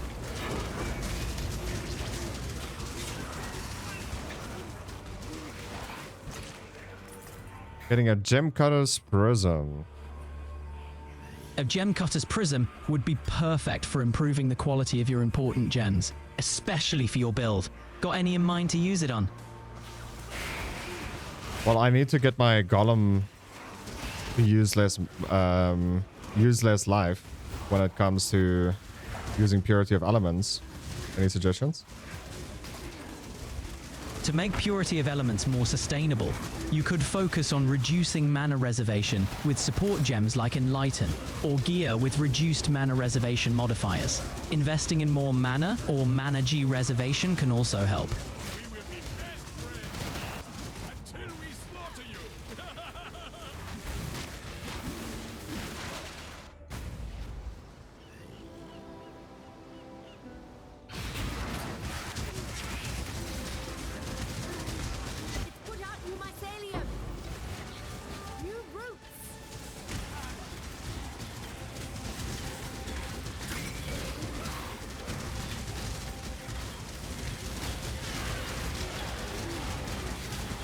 See, the other problem is, like, it's a minion build, right? So I need to, like, stay fairly close for my minions to aggro them. Got it. Staying close for minion aggro is crucial. Consider using Convocation to reposition your minions to you, keeping them close while maintaining control over the battlefield. It's a handy tool for minion builds.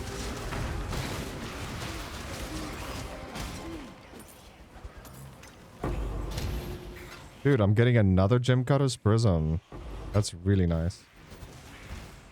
Awesome. Another gem cutter's prism will definitely help. Use it wisely to boost the quality of your key gems. Your build's shaping up. What do you get if you give quality to raised specters? Increasing the quality of Ray's Spectre boosts their movement speed, allowing your Spectres to move faster, which can be particularly useful for positioning in battles. It enhances their overall agility. Yeah, not very necessary. Yeah, the movement speed boost is nice, but not always a priority. Better to focus on gems that directly impact your build's power. And you said zombies only improves their total life. That's right. Increasing the quality of Ray's zombies boosts their maximum life, making them tankier. It helps them survive longer in fights, absorbing more damage.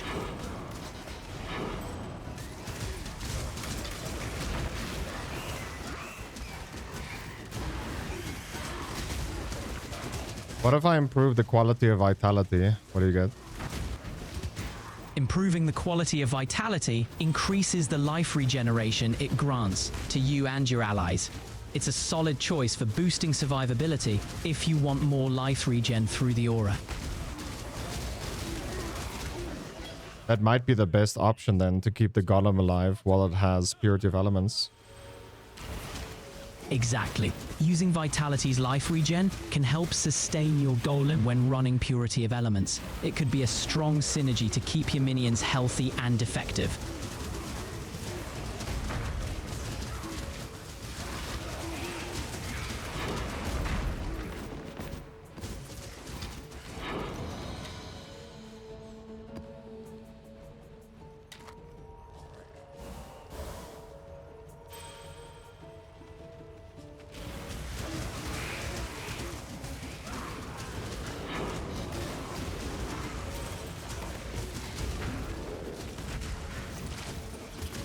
Vitality is a percentage regen, isn't it?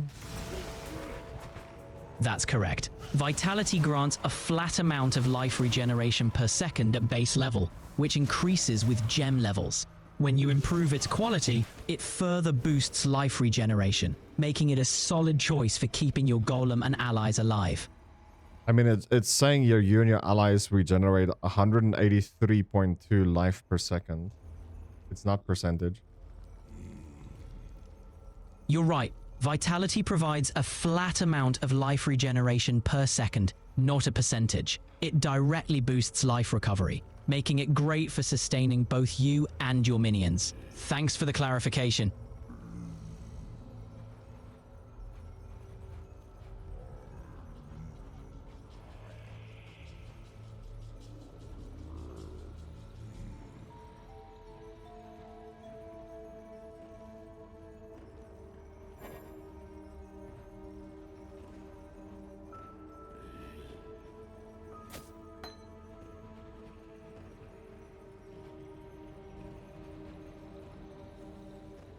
Let's see, it's 183. If I give it quality, it just says plus 2% area of effect. That's it. You were incorrect. You're right, my mistake. Quality on vitality increases its area of effect, not the life regeneration. My apologies for the confusion. Thanks for pointing that out. And you said that giving it to my summon golem, stone golem. Improving the quality of your summoned stone golem gem boosts its maximum life, making the golem more durable. It's a good investment for keeping your stone golem alive longer in battles. Yeah, but Guardian Blessing takes percentage life. Correct. Guardian's Blessing indeed reserves a percentage of your minion's life. So, boosting your stone golem's maximum life through quality... It doesn't reserve a percentage of my golem's life. It takes. Like, it takes his life. 13% per second.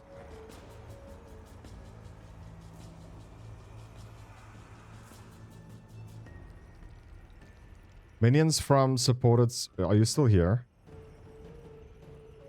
I'm here. Sorry for the confusion. Guardian's Blessing does indeed take a percentage of your golem's life per second to sustain the linked aura. Increasing the quality of your golem gem would make it more resilient to this life drain by boosting its total life. No, it will take more life if I give it quality. You're absolutely right. Increasing the quality of the golem gem boosts its maximum life, meaning Guardian's Blessing would consume more life per second. Balancing this with regeneration or other sustain methods is key. Thanks for pointing that out. What if I give Guardian's Blessing quality? What do I get? Guardian's Blessing itself doesn't have quality bonuses. Its effect remains the same regardless of quality, so there's no benefit to increasing its quality. The focus is more on the aura and minion it supports.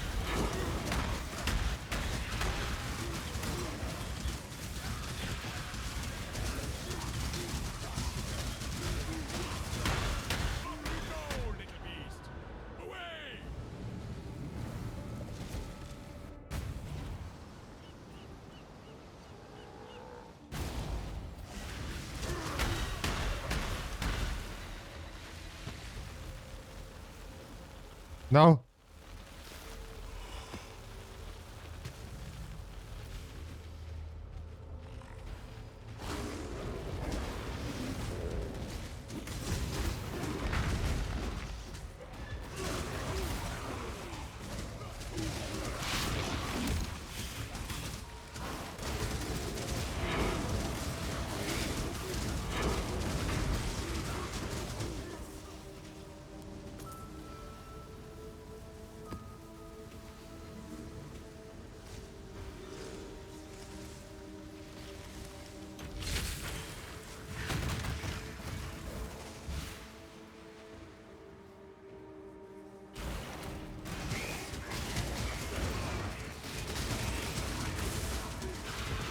What if I level it up?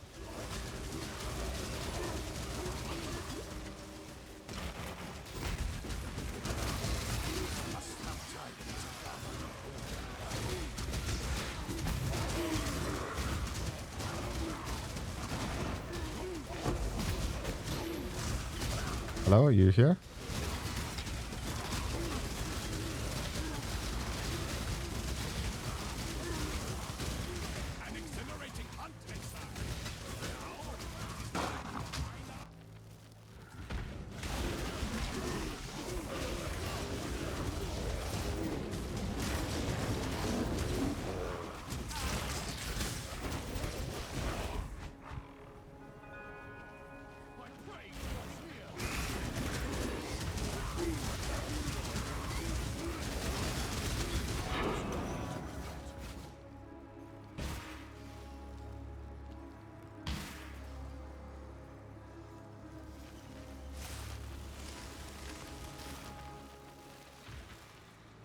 I can write story. Hey, Monzor, what's new this evening? What if I level up these gems? Will they take less reservation? Leveling up gems typically increases the mana or life reservation, not reduce it. You'll need to find other ways to manage the reservation, like investing in passive tree nodes or gear that reduces reservation cost. Will my minion take less damage if I use a less reservation something? Using less reservation won't directly affect your minion's damage intake. But if you're reserving less of their life with something like Guardian's Blessing, they'll have more life available, which could help them survive longer. If I put Vitality on them, maybe they will survive. Exactly. No, Adding Vitality. No, it won't, because it takes a percentage regardless of the reservation, right? Exactly. Vitality could help by providing life regeneration, improving your minion's survivability, but Guardian's Blessing still takes a percentage of their maximum life regardless of reservation. It's all about finding the right balance. I honestly don't know what I quality then. Or I just quality my zombies then. Quality on Raised Zombie increases their maximum life and damage, so it's a solid choice if you want sturdier minions that hit harder. So it increases their damage as well. Exactly. Quality on Raising Zombie increases their damage and life. So with higher quality, your zombies hit harder and become tougher in battle. Quality is a solid investment for your zombie minions.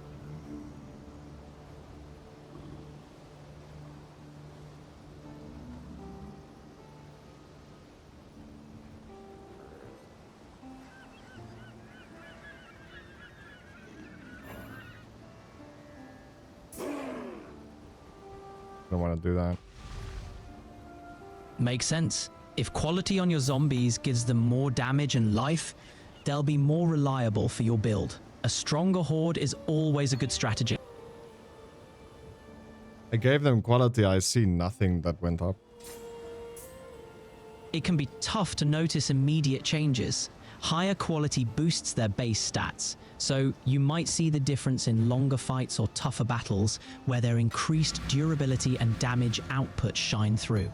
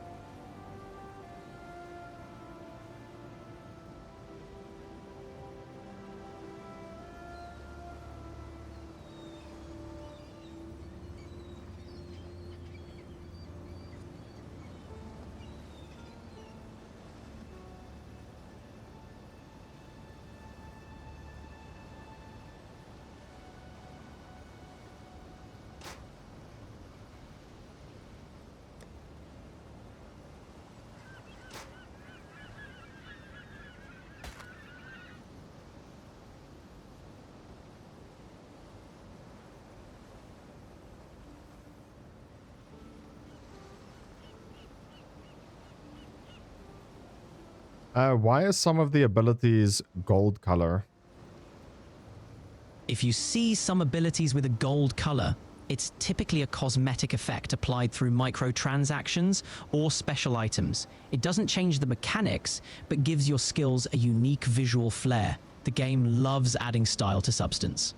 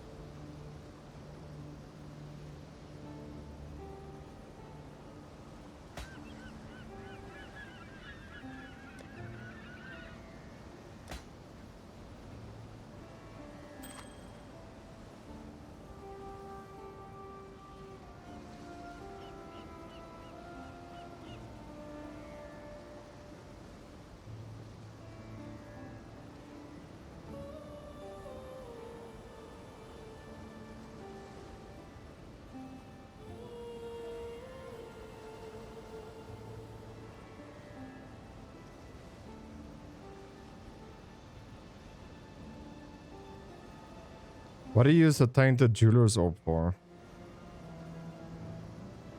A tainted jeweler's orb is used in Path of Exile to modify the number of sockets on a corrupted item. It can add or remove sockets, but keep in mind that corrupted items cannot be modified in any other way. It's a risky orb, but it could be a game changer for your gear.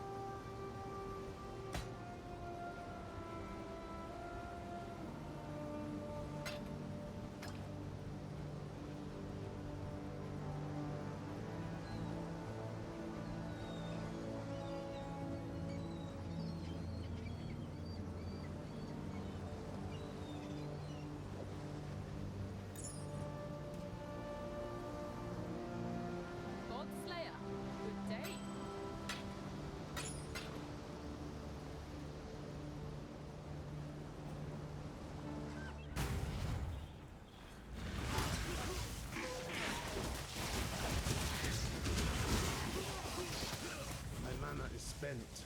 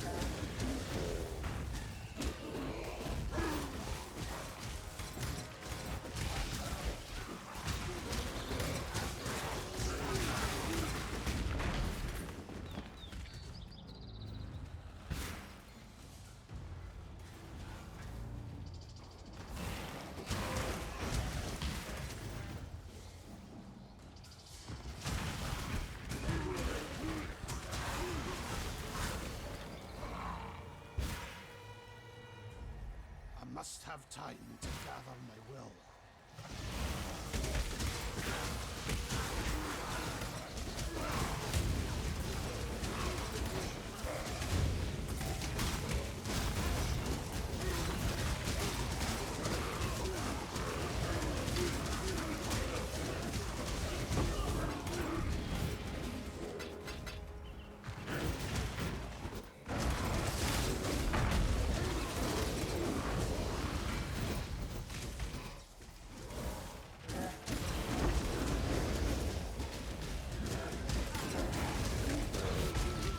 We forgot to go through my...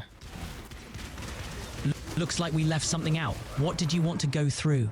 my cards. You said my cards will potentially make me some money. Audit. Diving into your cards could open up some potential profit.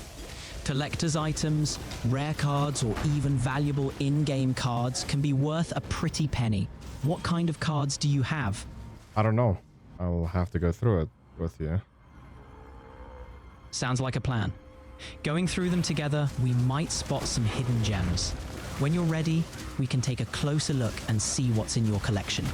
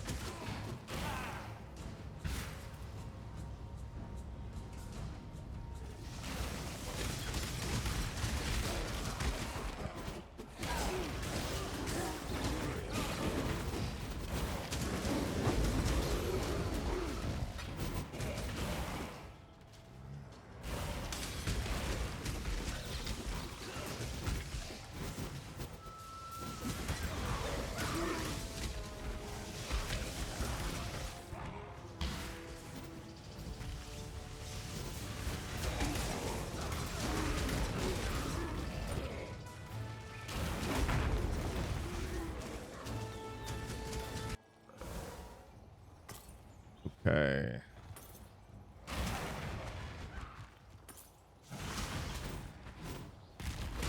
Map is almost done.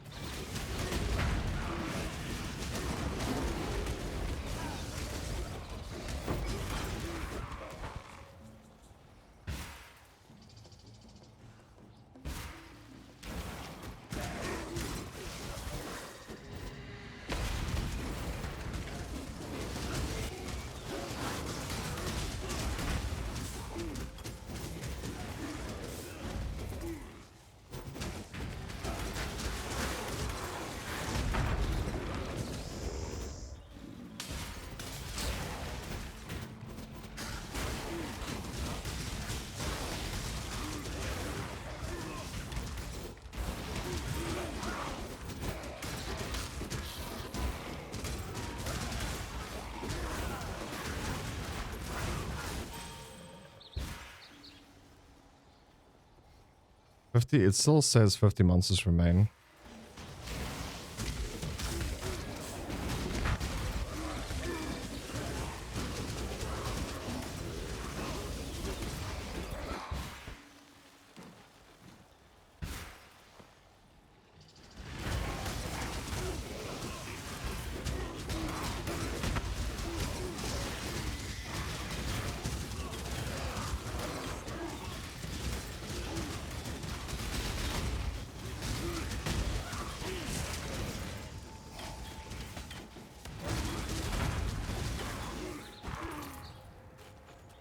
There we go, map complete.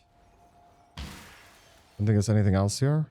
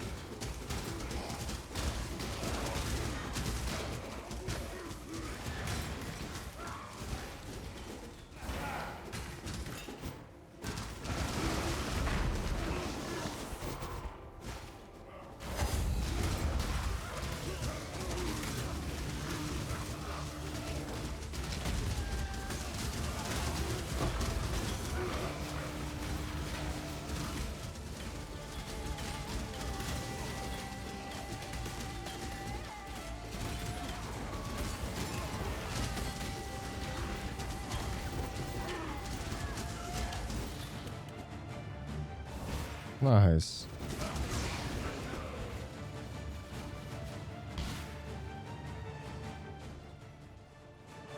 It's a blue idol. I must have time to gather my will. I don't know if there's like valuable blue idols though.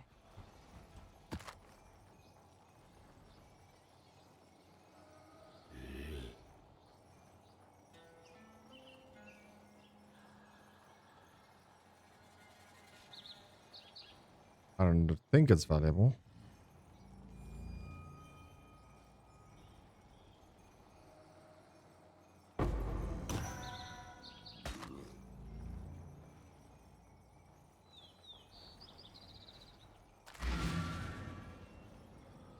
Yeah, guys, like we're struggling with this build so far. I don't know what to say. I'm really struggling with this game. I don't know why.